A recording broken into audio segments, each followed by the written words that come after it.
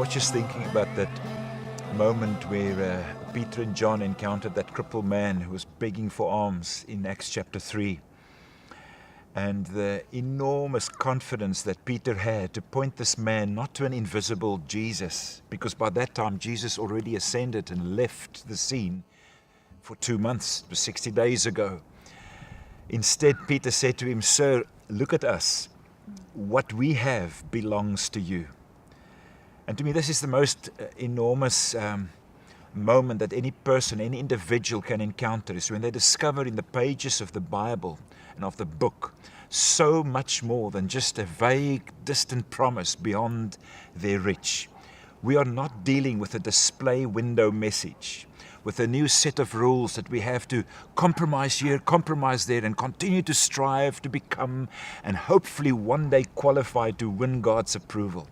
But Jesus Christ arrived on planet Earth 12 years ago to shock the world with the reality of their likeness, their image, redeemed, the very invisible God made visible again, not as in a display window, but as in a mirror, so that we may now be free to behold the glory of the Lord, the authentic, the original thought of God, unveiled in so much more than language.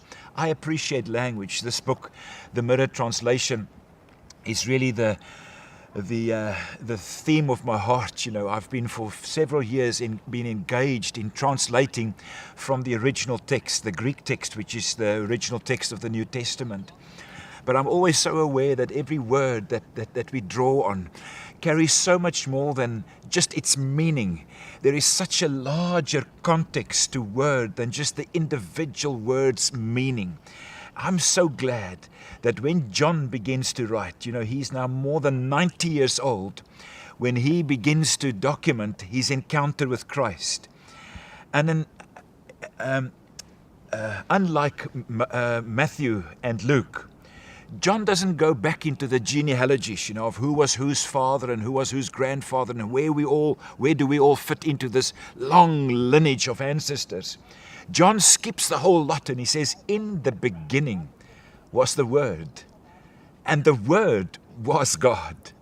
We are dealing with God Himself, unveiled in a language beyond language, in a language that finds its most articulate definition in the incarnation, in the Word becoming flesh.